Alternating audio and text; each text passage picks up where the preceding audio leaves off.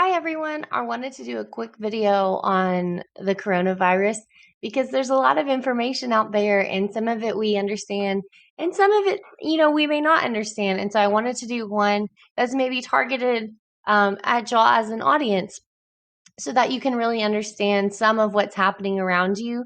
And just I think sometimes it's just better to understand or have a better perspective um, when information is given to you at your level by someone that you trust. So let's get started. What is corona? Why do we call it COVID sometimes? So what it actually is if you look at some of its history, it's related to SARS, which is a virus that has been around before. What does SARS stand for? It stands for Severe Acute Respiratory Syndrome. It's There are three varieties of SARS that people are familiar with at this time, and this is related to the second variety of SARS. Corona is a family of viruses. So just like everything else, viruses have, overarching umbrellas. And so the coronavirus is a family of viruses.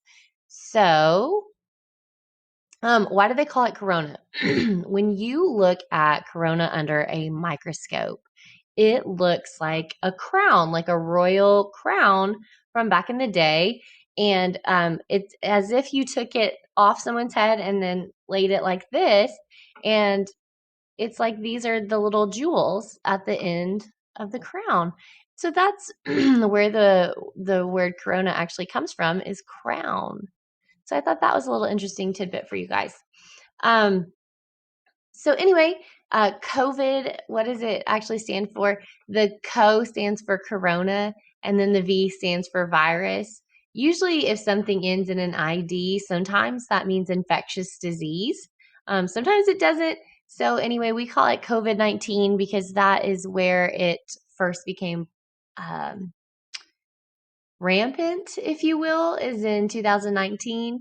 The areas where it was I don't want to say originated, but I'll say originated, was in China, and some of the most devastation is from a place called Wuhan. So, anyway, I'll try to keep this one as quick and simple as I can and not complicate it. I do want to make a special note that some viruses can spread from animals to people, and some of them can only be spread from person to person. When they can be passed from animal to person, that's called zoonosis.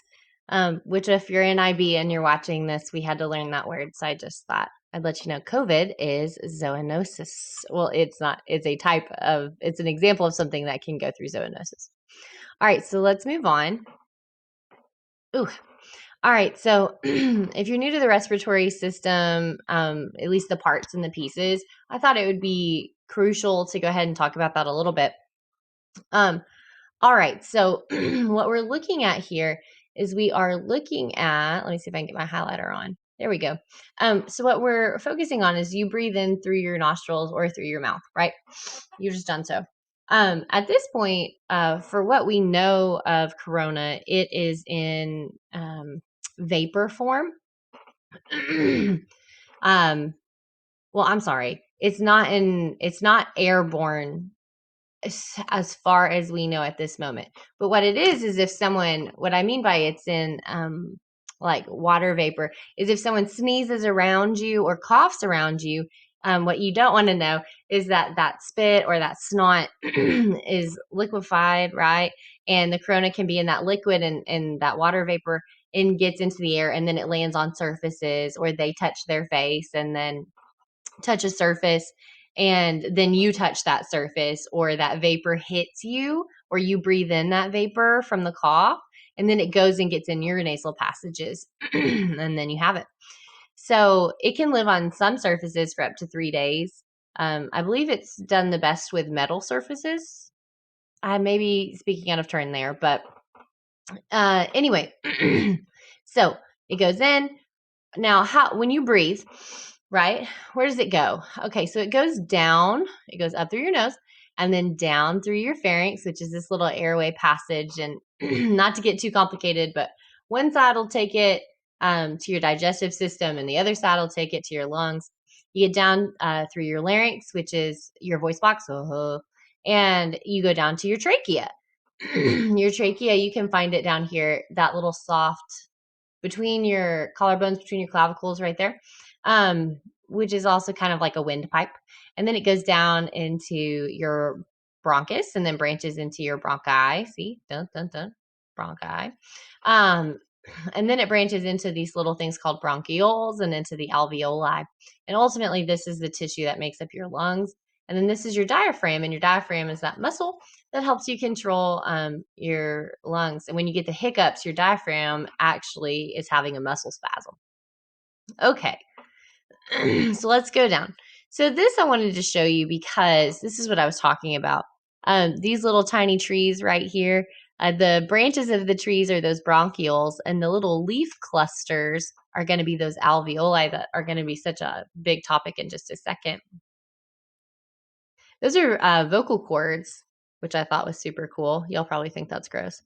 So here is alveoli. Let me get my drawing tool back. So what you're looking at here is you're looking at bronchioles into alveoli. Now, what's all this netting here?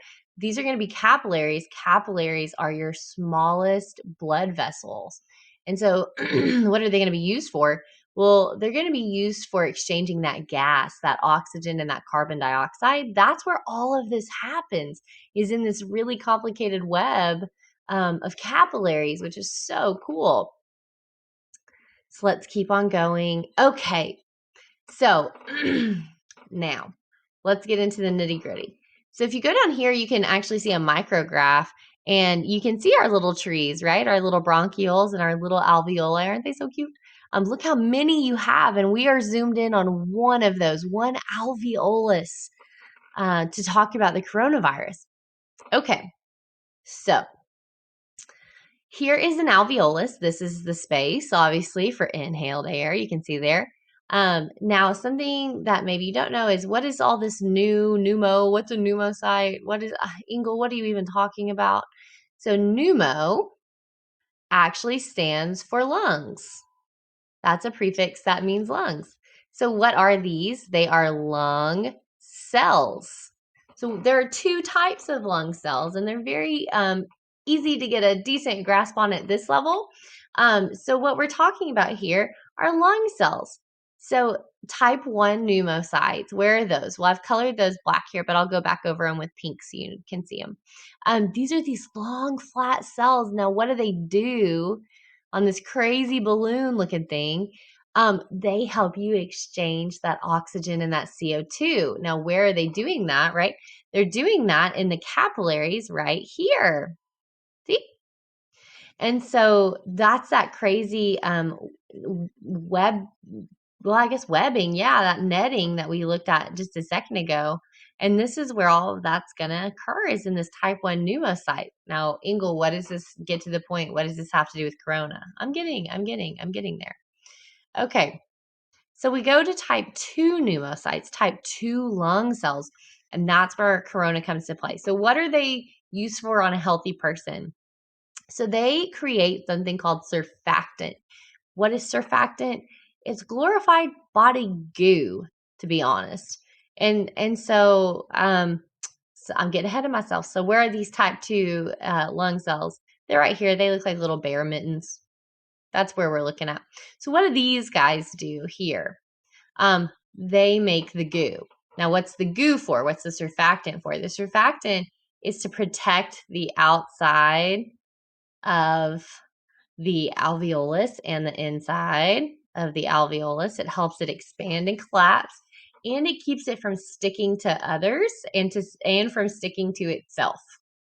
What happens if you mess with the surfactant? If you mess with the surfactant, things can get in, bad things. And so, what types of things can get in? Well, water can get in.